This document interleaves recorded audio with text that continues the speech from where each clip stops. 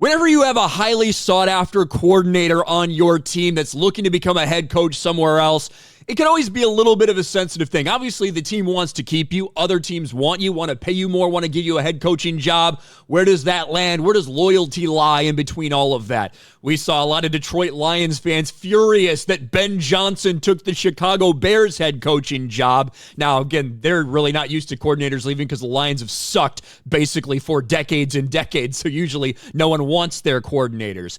But the situation with Tampa Bay Buccaneers, now former offensive coordinator Liam Cohen, who did go in for a couple job interviews, including with the Jacksonville Jaguars, that has deteriorated in a way that I don't know if anyone could have predicted.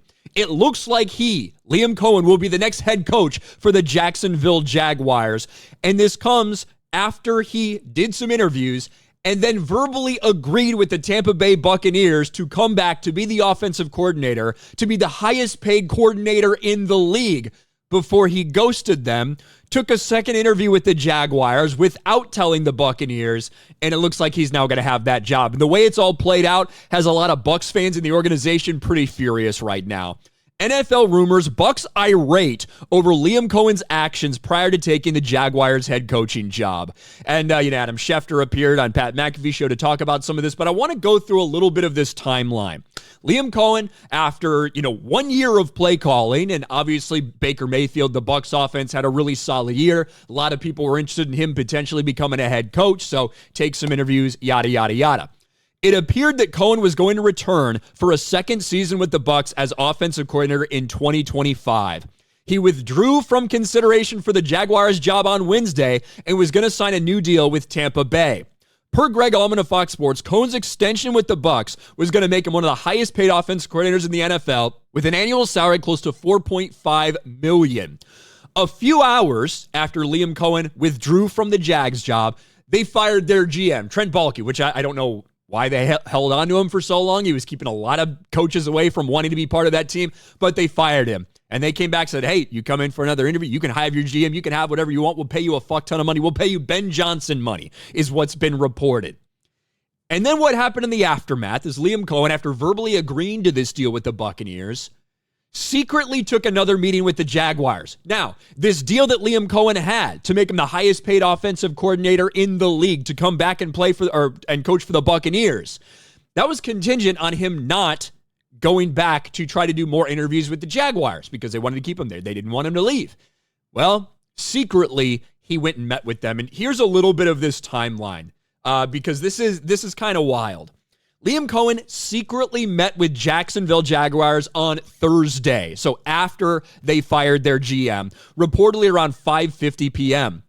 Cohen then reached out to Todd Bowles at around 5:50 p.m. and said he had been with one of his kids at the doctor's office, and this is after they couldn't get a hold of him all day because they're trying to, hey, we need you to come actually sign this deal that we've agreed to. Couldn't get a hold of him, didn't know what was up. Well, he was secretly in Jacksonville while saying that he was with one of his sick children. Said he was looking back into the Jags job. First time Liam Cohen mentioned having a sick child was 1 month ago, saying he didn't have time to think about becoming a head coach because he had a sick child at home. Bucs front office had not heard from Liam Cohen all day on Thursday before he reached out to Todd Bowles. Bucs offered the 3-year deal on Monday that would make him the highest paid coordinator in NFL history. The deal would happen only if Cohen didn't take a second interview with Jacksonville, which is why he did so in secret.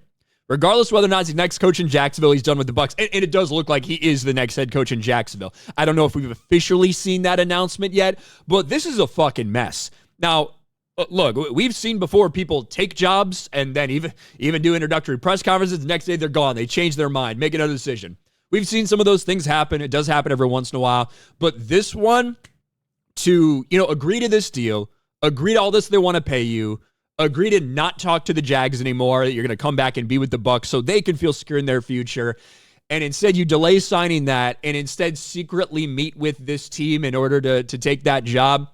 It rubs a lot of people the wrong fucking way. And I don't know if that's the best way to get your tenure started off as head coach either, when it seems like you're scheming, when it seems like you're lying, when it seems like you're making up all these excuses. But that's what has happened. And it feels to all like Liam Cohen will be the next head coach of the Jacksonville Jaguars. They've agreed to terms. I just don't think it's been officially announced yet. But holy shit, a lot of drama goes into this. And now the Bucs are sitting there trying to figure out who their next offensive coordinator is going to be. And I don't think it's a lie that he has a sick child. I think he does have a child that's been sick for a while, been visiting him, all these things. But to actually be meeting with the Jaguars GM and then tell, oh, that's where I was the entire time, that's why I haven't contacted you, when Tampa and Jacksonville, the hundreds of miles apart there, whether he flew, whether he drove, whatever. Obviously, that entire time, he was not with his child. There's something that he's using that as an excuse, and that rubs a lot of people the wrong way. What do you guys think about this? Let me know in the comments section below. Smash a like button, subscribe to the channel, ring the bell for notifications, share this video out there, and I'll talk to you later.